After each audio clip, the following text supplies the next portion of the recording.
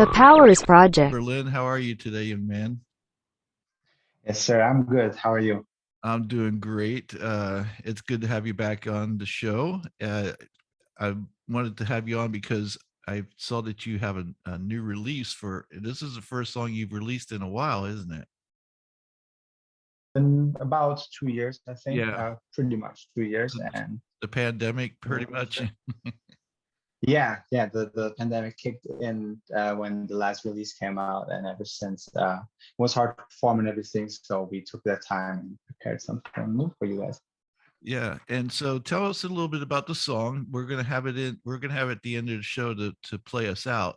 But I really Yeah. I really enjoyed it, and it's something. It's different from everything else that I've heard that you've done in the past. So it was, but I really liked it. So tell us the name of the song and tell us what inspired it and how you came about with this new sound.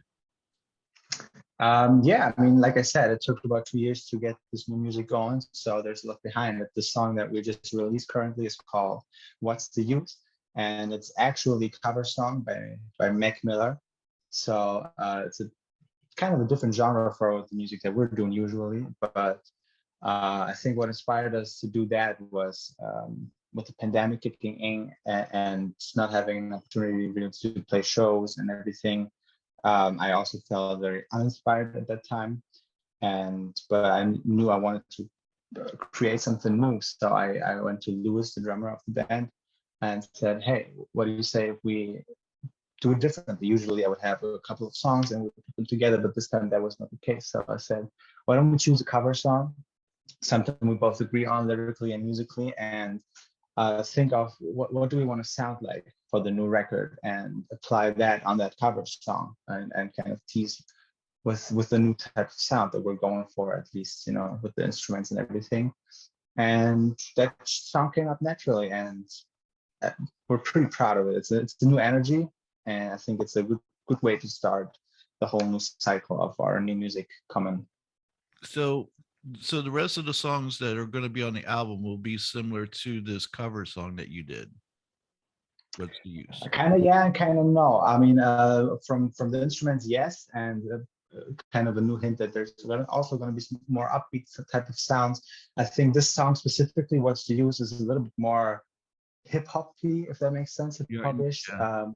It's going to be a little less like that on the record, but I think it still gives you a pretty good idea of what we kind of want to go to. So what's it like when you're doing a cover song compared to your own songs? Is there a different energy? Is there a different feel like when the song comes out? Like when you birth a song, like that's your baby. Yeah, And so you're like a proud parent. You're like, this is mine. Do you get yeah. that same feeling when you do a cover song as well? When you kind of nail it and make it your own? I was just thinking about that yesterday. I mean, of course, in some sense, yes, but it's a different type of feeling because I always try to avoid promoting or performing and publishing cover songs or songs that are not mine. Um, I always felt that this would distract the people from the actual music that I've been putting out. But then I realized, like, when I play a cover song for myself, let's say I'm in my living room with my guitar, I'm just singing out loud, it puts me in a mood that my music can't put me into, because performing a cover song is that type of feeling of someone else somehow felt the same thing as I do. And this is a type of connection that I can have with my song because I wrote it. Right. And so, of course, I want to focus on creating that type of connection with my music for other people. But the specific feeling only a cover song can give me. So this song, of course, is a very special one since it's the first one that we like really like promoted like that. Right. So now this is released as a single. So you're not waiting till the album comes out, with the other songs. You actually released this as a single, right? Yeah, right. First time that's a single, and yeah, we're planning on putting out a few more singles. This is the only one that's going to be a cover song, and just in order to promote the record coming up, and then we're going to give you the whole bunch, the whole pack. Right. So without having ever done this myself, like what is the process? How long does it take? Like so you have this single out, you've got some other singles that are going to be coming out. how long does it take before you get everything, you get this out there and then the album's ready? Like what do you foresee in the future as far as when the album will be ready for everyone? Oh, I mean, it can take, depending on how detailed you are, it can take more or less time. This is the longest that I've ever held a song already recorded and not showed it to anyone that I've ever had, because, like I said, 2020, when the pandemic kicked, that's when we kind of started doing these things. And um, with the album coming out in 2022, that's quite some time. And especially with a cover song with all the legal stuff and licensing, that's been a longer process. But I just checked and saw how many hours I put into just one song, and just let alone the creative and recording process took so many days and nights of my time. And then this time we really put lots of energy and focus on not only what the product is going to be, which song and how it's going to sound, but also on how can I get to talk to you personally as person, especially with not being able to perform in front of you and going more over social media. How can I make this personal? How can I make it look professional though? And how can I make you get that connection that I have with the people that I cover songs from? And that's been many nights, many hours Right. that I put into this, Well, and at that's least a year. it's like, you know, doing what you do, and then we have the pandemic, and now we have this war going on that's very close to your borders. How's that? I can only imagine. Here you are, you're trying to do what you do, and write songs and go out and perform in public and stuff, and it's like you have one thing after another, and it's like, how does that affect, like right now with what's going on in Russia and Ukraine? How's that affect you guys? Like, how's that? I know you can't speak for all Germans, obviously, but like you and your friends and your bandmates and stuff, what's the consensus over there as far as what's going on? Well, I think it's a lot of feelings and thoughts that people get around here, especially since it feels very close. And it's easy to distance oneself from something if if it feels far away. But I think this matter affects pretty much everyone on this planet. But being this close, I remember first being very shocked and, of course, a little scared, and trying to find out everything, watching the news 24/7. It's the only thing on the news, actually. And so I think it's the least problem to say that this kind of comes in the way of putting out the music. Of course, it's a little bit of a shame that that kind of comes together, but that's the least that we would think of, because there's just so much to do, so much to be worried about, and um, on the one side, that's one thing, being scared and everything. But on the other side, I've seen how the people here unite really, and it does feel like everybody agrees on one opinion, kind of. Of course, there's lots of opinions on this whole thing, but it does feel like we're all kind of pulling on the string together and trying to help as much as we can. Everybody's very aware of this thing, and yeah, it's. I mean, the context is a terrible context, but it does feel in some way that we're very united right now and trying to do the same thing together, and that's, yeah, kind of beautiful, but the context is not beautiful. You were talking about friends that you knew that were, before the show. You said that you had friends that were going over to the border to help Ukrainians who were fleeing out of there. Is that right? Oh yeah, I have family in Poland myself, so that's the next country on the Right, border. right, exactly. Um, so my family in Poland for sure, they took whatever they had. They grabbed a van, and lots of people over here in Germany, all around too, and drive over there and try to help as much as they can. Some go with a plan, some have a whole van packed with stuff, and some others just go there and don't even know and just say, "Hey, I'm here to pick you up.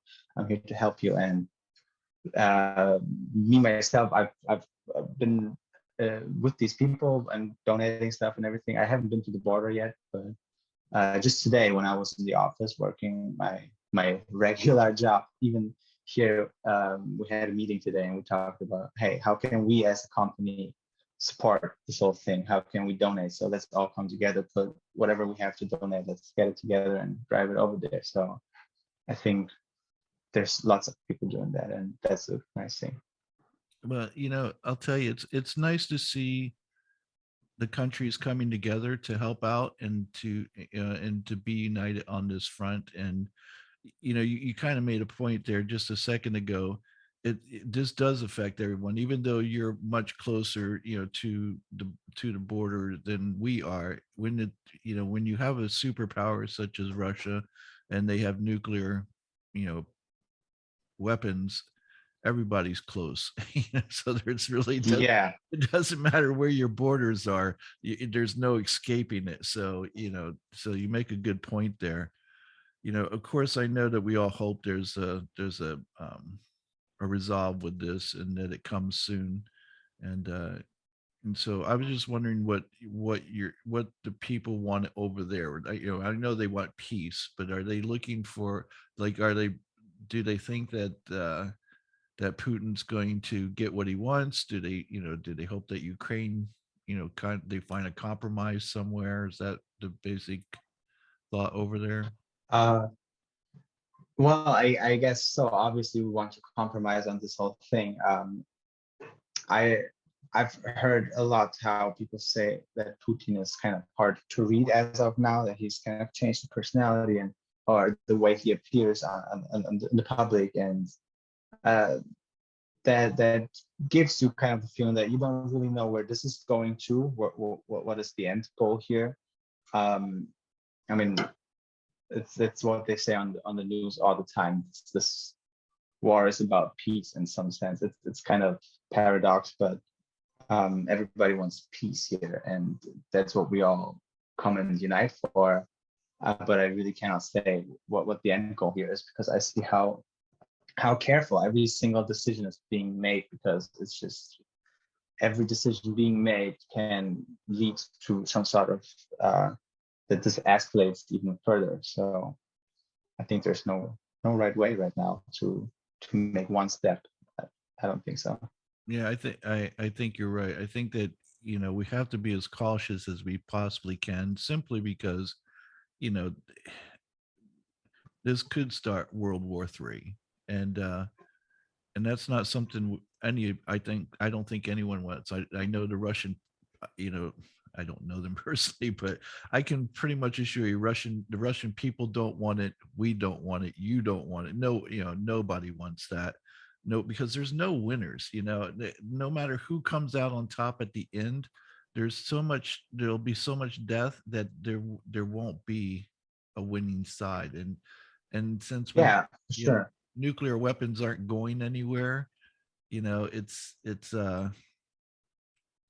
just Yeah, doesn't. it's like I say, it's a Cold War, but it's kind of weird that there hasn't been too many Cold Wars like that, especially not in that matter. So it's not like you can go by statistics and say, okay, this might go that way or this way. We're in a Right. new age right now, and it's crazy to watch how the governments are dealing with such high or powerful weapons, and how they are negotiating here. It's you kind of feel you don't have any control over this. I mean, I don't, of course, I don't. I can do and try whatever I can, but in the end, it's not me having control over this.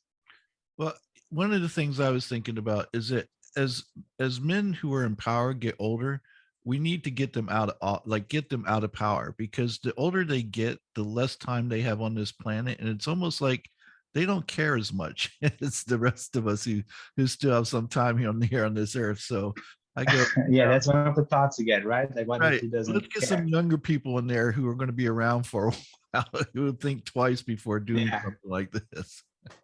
Yeah, I mean, I'm spending my 20s in the Cold War and in the pandemic. It does feel weird. I mean, I'm sure it doesn't feel great for anyone in any age, but I see your point, kind of. Yeah, what if that person now doesn't even care? Right, You don't know. exactly. And all they're looking for is to make a name for themselves, and have their name in the history books, not realizing that, this could end it to where there wouldn't be a history. So Yeah, well, that's one way to get your name in the books, huh? Yeah, exactly. So some people don't care, it's like, they don't care if they're, compared to Hitler or not, as long as they're in the history books, that's all that matters to I them. mean, there's superheroes and supervillains, I guess, Right. and even the movie Exactly. side. It's a little bit It's scary, but yeah. weird because growing up as a kid, I remember being in elementary school and I remember doing the drills where we had to hide under a desk, like if a nuclear bomb drops, a desk is going to protect you. But that was our drill. I Oh, remember. really? We never had that. That's crazy. Yeah, That well, wasn't a part. that's because you're much younger than me, but so, back Yeah. Okay. back when I was growing up, we had the whole Cuban Missile Crisis and everything going on, so it was a Yeah. real deal, that something that was That possible must have to been happen. scary as a kid, wasn't it? It, as a kid, Or were you're you you're unaware? yeah, you're oblivious. You don't know what you're doing. You're hiding under a desk, and you don't know why. Really, you don't think about it. At least Yeah. this kid didn't. I was waiting for, because we used to back then used to get milk and cookies during right before nap time too. So it's like that's Yeah. what I was I, I concerned about. I talked about that with my dad the other day, and I asked him. I mean, every generation kind of has their burdens and to go through some historical moments, and I wondered if he felt that stressed the way I feel stressed in my 20s, and I mean he was in Berlin with the wall and everything, and so he's been with historical moments as well, and he said, like, in some matter yes, but in some other matter not really, because social media and the media, it was different back then, and you Right. weren't aware of every single little step that was going on. And me being able to watch news 24/7 and watch it on loop until there's one little piece of news coming up, and Yeah. I feel very stressed about that. And he said it wasn't this stressful. I mean, at least not at some times. Yeah, there's a lot of truth to that because we didn't have 24-hour news like we do now. We didn't have social media like we do now. And so even growing up, you know, we didn't end our stint over in Vietnam until 1974. Well, I was 14 years old. I hadn't yet, Mm. even though I knew about the Vietnam War, I never thought it was anything that had to do with me, not realizing that Yeah. if it hadn't in it, 4 years later, I could have very well been over there myself. Now, thank goodness it had ended and I wasn't over there. But again, as a 14-year-old kid, I'm oblivious to the fact, like, oh my God, 4 years, if this doesn't end, I could be over there. Like it was never a thought in a 14-year-old, 14-year-old Boys had. mind. Yeah. So, Yeah. but I'm sure if we had social media and everybody was on there talking about it, I might have had a different Yeah. perspective on it. So It's a different impact, and yeah, for sure. I remember growing up, not that I'm that old yet, but I always felt that some big change was gonna come. I don't know where me as a kid got that from. Really, I don't know, but I always felt like, even driving a car as a kid, I loved to pretend driving a car, for example, and I always felt like, maybe I can't do that when I'm an adult. Being an adult is so far away, and I don't know where I got that from, but with the climate change and everything, it kind of makes sense now, and I wonder where I got that from as a kid, and this translated to so many aspects. Why did I think as a kid that so much change was gonna come, and so much has changed, right, and yeah. it keeps on doing that. It doesn't stop. Yeah. Yeah, absolutely. So again, with everything that goes on when you're writing new songs and stuff, how does it affect your songwriting? Like, do you tend to write about more personal things? I mean, I've known your past songs, and a lot of it is personal stuff. But do you ever get inspired to write about the things, not necessarily specific things, but about what the world's like and what's going on in the world at the time? Um, Yeah, in some matter, for sure. This upcoming release, I mean, What's the Use is not my lyrical property, so let's put that out of that.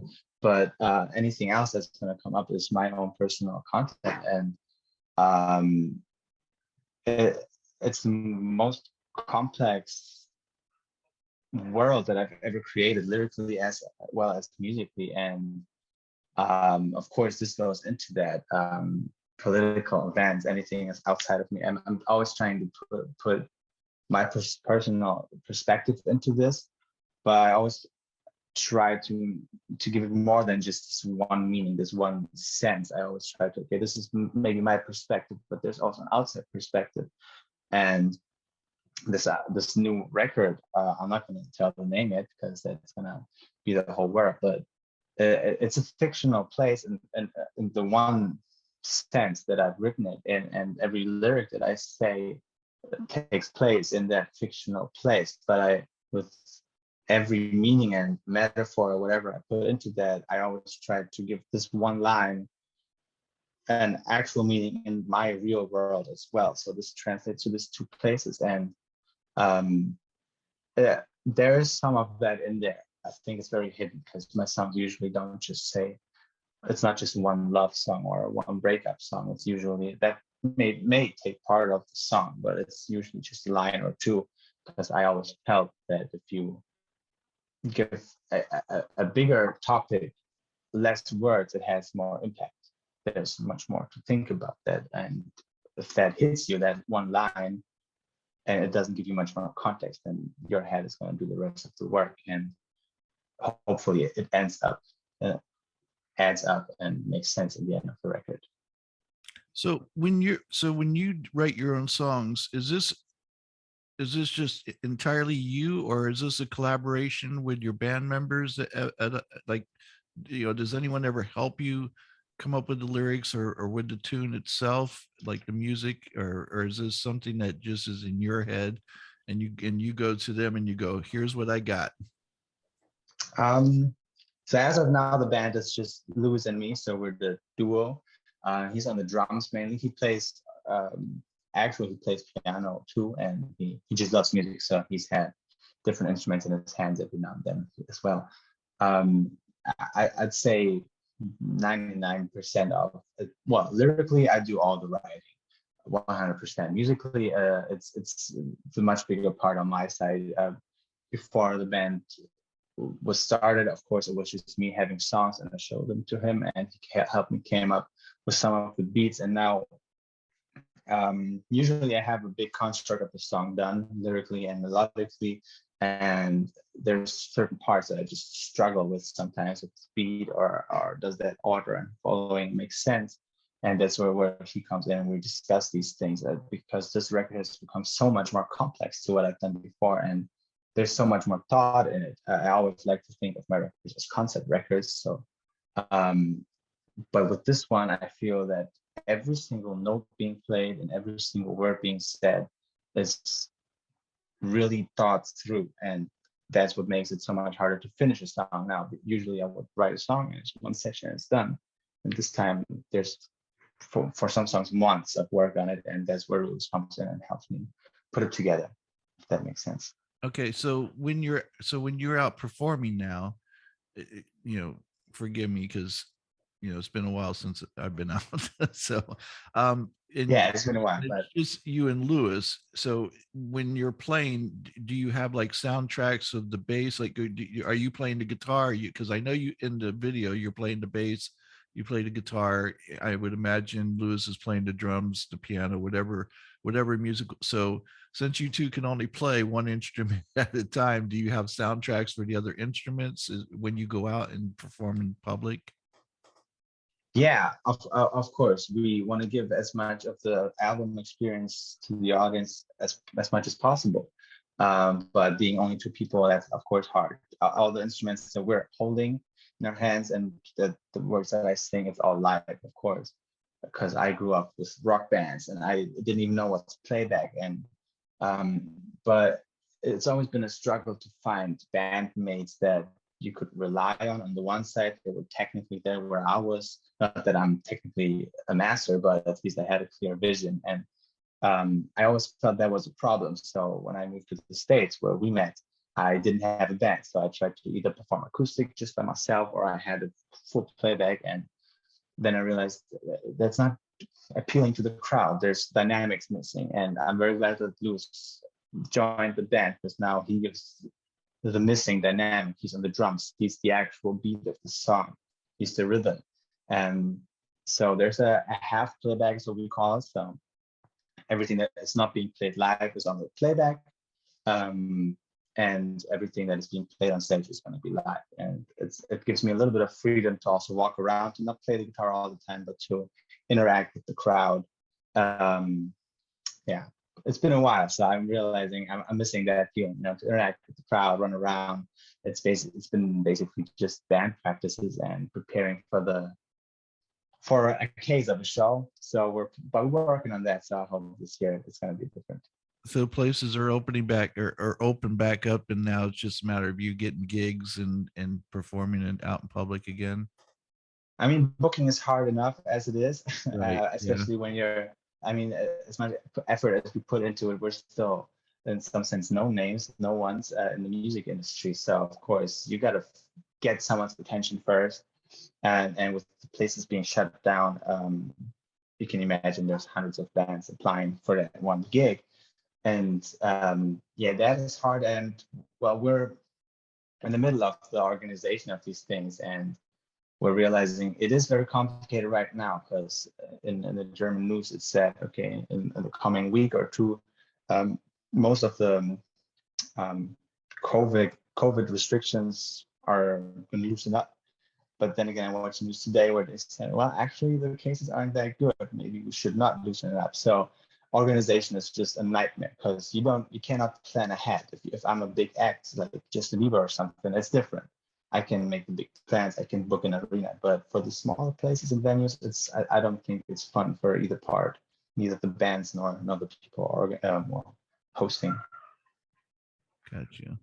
You know, when something you just said earlier about finding people who are responsible, who will show up. Like, I always wondered why creative people are so like they're just, I know I'm gonna get shit for this, but they're so irresponsible. No, Like they you gotta just be. like they do what they do when they're in the in the when they're in the feel of it, and they're like, yeah, I want to do this, and then you go, oh, this is great, let's do this tomorrow, and then they don't show up. It's like they're just not Yeah, it's hard. It's just hard, really.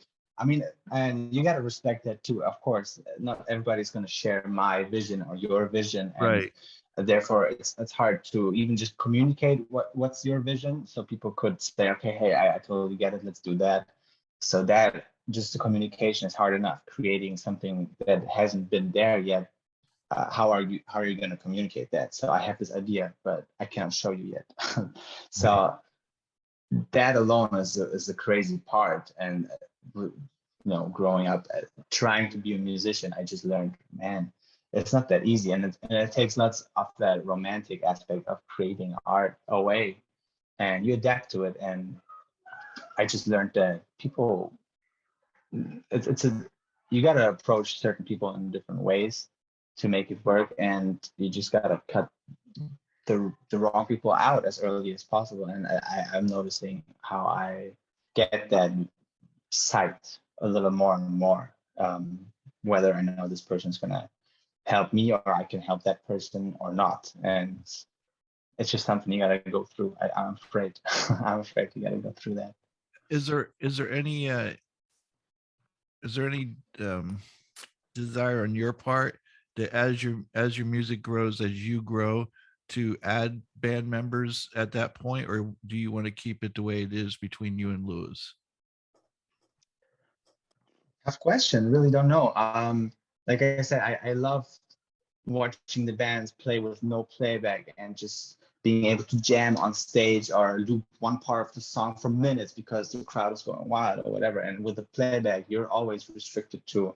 well, the click is going, you got to continue at some point. And so on one hand, it kind of puts you or limits you in some sense. So, and if I look at it like that, then I'd say, well, having a band would be great. But then again, with playback and everything, I have opportunities that bands don't have on the other side, and or bands without playback. So I enjoy how easy it is to manage things with just two people. Like you said, if you have a band of 10 people, try to make a band practice and everybody show up on time and try Right. to have everybody prepared for everything. It's hard enough with two people, you know? So maybe if it gets to a bigger level where organization maybe I can share that part with other people, then maybe yeah. But for as of now, as we're doing it ourselves, I think 2 people is the best we can handle right now, and it's also very fun because he's my best friend. Right. Well, I'll tell you, every band documentary I've ever seen, there's always at least one band member there who has women problems. So Well, getting it's him part to of show the game. getting him to show up is always hard. So Yeah, it's always someone. I can't help it. I know it's not me. that's good. This is gonna say the same though, so we'll never know. All right. So where can all right, so the name of the single is What's the Use, and where can people Yes, sir. find your song and download your song and or even listen to it so they can see this different sound that you have now? Well, pretty much on every major streaming platform like Spotify, Apple Music, and so on. We're very proud that this time we're having the crew of Berlin has grown. So of course the band is Louis and me right now, but there's a few people that became part of the Berlin family. Let's call it like that. That's been helping around with certain tasks. There's Lucas, a friend of mine who I met in the States, but he actually lives in Hamburg, so kind of close to Berlin. Lucas, Carlos, and Jonas or Jonas. These are the 3 guys. They call themselves Theory Arts, and they love everything about film and everything about graphics and everything in that genre. And they've been teaming up with us, and we're very proud that with this time that we produced a performance video. So we're also going to be on YouTube with that video, and it's the biggest production that we've ever done, the most time we spent on that, the most money ever spent on a video. So we're not only going to be on streaming platforms, we're also going to be on YouTube with that video. And I love watching it, so you should definitely check that out too, because it shows that even though there's some play that we actually love playing these instruments. Right. Well, so I'll make sure that we have the links to your YouTube. I also know you have Instagram, and we'll put your Instagram there so people can keep up to date with you and what's going on, and with the new Absolutely. songs that you're going to have coming out soon, and of course your album. And so, yeah, it's I always enjoy your music. I love when I love listening to it. So I love seeing that you're still, even with everything else that's going on in the world, you're still able to put music out there. So that's a nice thing to see, because I think a lot of people that they've just kind of I don't want to say they've shut down, but they just quit moving forward because they're so like shocked that they don't know where the world's going, and they're confused as to what to do, and so they're just not doing anything. So it's nice to see um that you're still putting your music out there, maybe not as much as like Taylor Swift, but Wow. that woman Yeah, I put think it's like 3 albums out or something. It's like crazy. well, she's giving up the content. Yeah, Um, exactly.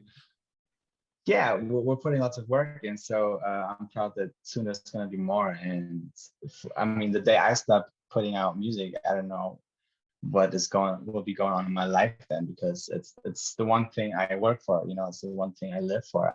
Every decision I make, the flat that I live in, the regular job that I'm having, it's all the way it is because I thought, how can I compromise that with my music? And so there's always going to be something with this. And yeah, before the release came out, the last single, that's when the Ukraine and Russian situation started, and we were like, okay, are we gonna stop this release? Are we gonna hold on and see how this plays out, or is this something that we want to put out and share some art and creativity and maybe something to take people's minds up? And it's been a tough decision and lots of talks about it, because on the one hand you want to respect that whole political thing, and it's everything that's on my mind, and I'm sure it's everything that's on other people's minds. And but the people that I've asked, they all said, yeah, it's true, but I think we would love something new. Maybe they're not waiting on my music, but just any art that's out, everything that people do, it's a form of connection that you can create in any other way. So that's, if there's one good thing about the pandemic, is that people maybe have gotten some time to, focus on themselves a little bit more. Sometimes some people could, and I know lots of people who started playing instruments and everything. So that's a beautiful thing, and I can only say keep going. You don't have to do it professionally, but just if you have something after work, play the guitar or whatever. It's the best way, I think, to Right.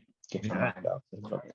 I'm going to tell you, what you do and what are the other artists do.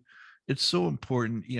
I get so upset with people who go, "Oh, yes, worry about your album because that's the most important thing." Meanwhile, people are dying. It's like that's not what anybody's saying. So shut up and sit down.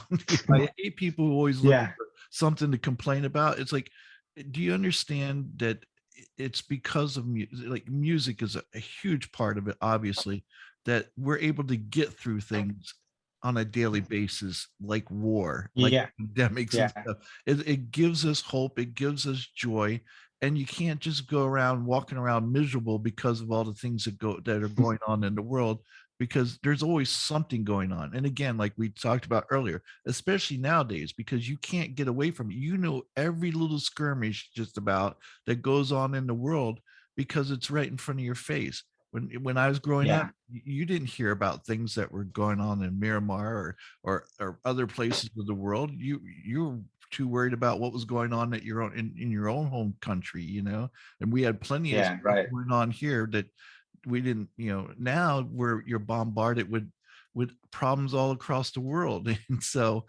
Yeah, so music in particular, I think, helps us get through those times. Music and comedy, those two things, I don't think bring more joy to people's lives than music and comedy. And it's okay to joke, it's okay to play the absolutely. music, and that's what's going to get you through it. So I'm glad. Yeah, absolutely. I just bought 2 tickets for some comedy show. I'm looking forward to that too. It's been a while since I've been at any type of event. So not only listening to music or playing to music, but this whole events and going to a show and standing in line, connecting with the people and sharing your thoughts, and then being in a crowd and, I don't know, dancing together, singing together. It's an experience that you can't recreate in another way. So it's what we need. I mean, we're all, when it's tough times, then like I said, we tend to unite in some sense. I hope we do. And that's a peaceful form of doing that, just going to a show, uniting and singing in unison. That's the most beautiful thing out there.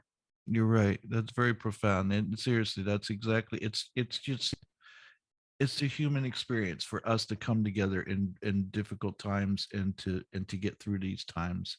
And so again, you're to be uh commended for putting out music and being part of that, part of the solution, if you will. So Yeah, yeah. well, Well, Berlin, it's go ahead. I'm sorry. no, it's good. Go on. I was just going to say, I want to thank you. I know you're on a time crunch today, and that's why I didn't want to take too much of your time, because I know you've got a lot of stuff going on today. But Mhm. I am glad that you took time to join us today, and you know to tell us about your music and to give your perspective, and let us know how the German people are handling things. And again, all we can do is wish the best for everybody, and hope that this has a peaceful resolution, and that and we get past this. So um but Yeah, agree. so with that, I guess I will let you go to your other things. And folks, I want to thank you for joining Berlin and I. Berlin, thank you for being with me. And stick around, because we're going to play his song, "What's the Use," is going to be playing us out. So until next Yeah, time. thanks for having me again. It's great to come up to your show every now and then, and to kind of grow with you, if that makes sense. Yes, And exactly. to just keep in touch. I'm looking forward to the next time. I'm sure we're Yeah. gonna talk soon And again. you're welcome here anytime. So anytime you want to come on, you let me know. When the album comes out, you want to come on, we'll have you on. Okay. Same for you. You're invited to Germany as well. See you soon. I will be taking you up on that. So, Oh, and make sure to follow my shit because there's more stuff coming. So if you don't follow, right, you're yes. gonna miss out. So I'll make sure all the links are down below on all the apps and stuff, like all the platforms, so that way they can connect with you. So all right, folks. Awesome. Until next time, take care, be safe, and love yourself so you can love others. Bye. Well, I'ma give you what you came for. Yeah, shit, I work too hard to have a clue who you are. Set the bar so far, both pawn, we could parlay all day. Crib long range at the yard. I know I should probably pre more, but you gotta love me, cause I saved the day, spend more.